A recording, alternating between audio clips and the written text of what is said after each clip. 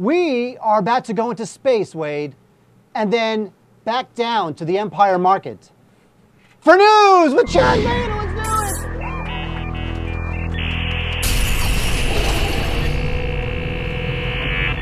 Hello, Chad. Hello, hi, I'm here. Hey. How are things at the Empire Market? Well, things are fine. I've had a hell of a day. What happened? What do you mean had a hell of a day? I was demoted. Oh, no. Please tell us more. Well, I don't think it'll be permanent, but my boss got really mad at me. For what did you do? What do you mean mad at you? What did you do? I spilled some spaghetti sauce onto a computer. It was no big deal. I think we should get to the news. That's what I'm thinking at this point. What do we have? Let's get to the news, for God's sake. Okay, top story. In a recent press conference, Woody Allen has said that he can no longer afford to shoot in New York, his favorite city, which is why his last several films have been shot in Europe. He also took a swipe at American filmmaking, saying that the majority of films over the past decade have been made just for money and lacked creative spirit. European films, he says, are much more artistic. Woody, you can talk up European films as much as you want. I'm still not going to see The Human Centipede. Woody is obviously half right. Yes, it's expensive to shoot in New York. However, part of the reason he goes overseas is because that's where he gets the money now. Well, New York has tax incentives as well, but it is true, it's expensive to shoot in New York. It's more expensive than it was when he was making his films before. Now, his films became more expensive over time. They've started to kind of get back to a reasonable level. Woody's films were like, exorbitantly expensive for what they were for a few years there. But is what he's saying about European films, I agree with him, but Woody has always been more interested in European films than American films. Remember, Bergman has always been his guy.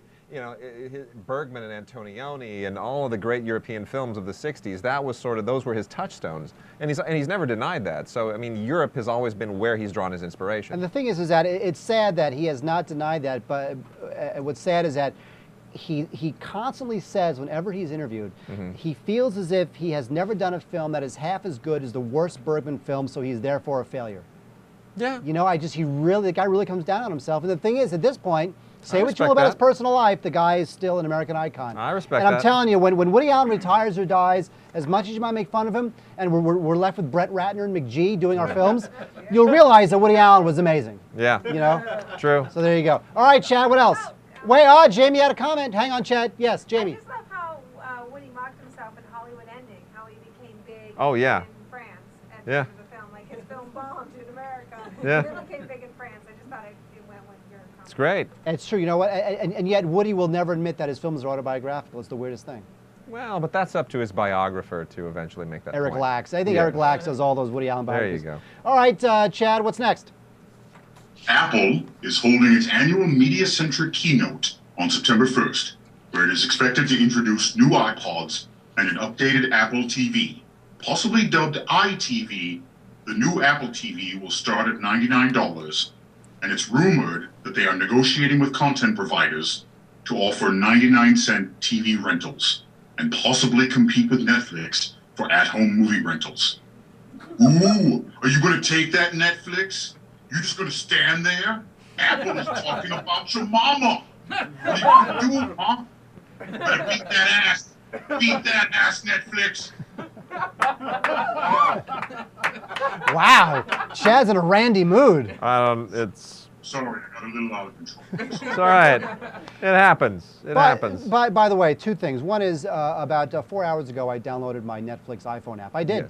Yes. Netflix, not a sponsor. Call me. Call me, Netflix. Looking forward to watching Ben-Hur on that massive screen, are you? Look, let me tell you something. My Blockbuster app. Exactly. You know what? My Hollywood video app, I got that thing rolling. Look, here's the thing. When you are sitting in an airport and your plane is 3 hours late, you will be so thrilled that you can download even the worst Pauly Shore film. I'm going to share something with you. Books. They don't run out of battery power.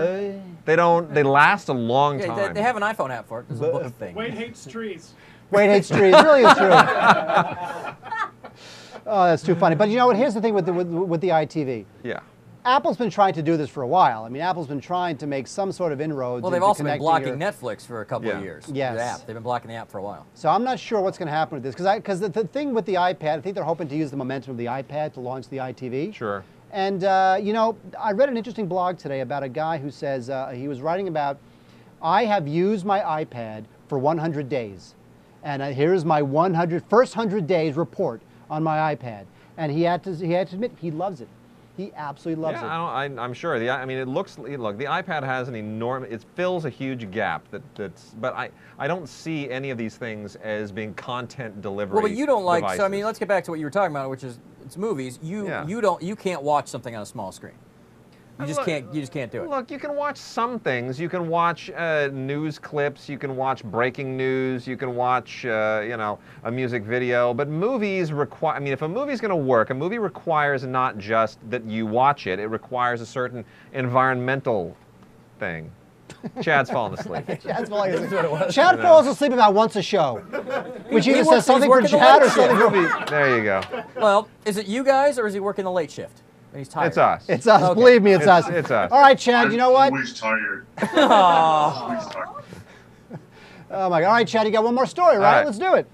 I do. Taylor Lautner is suing an RV company for emotional distress.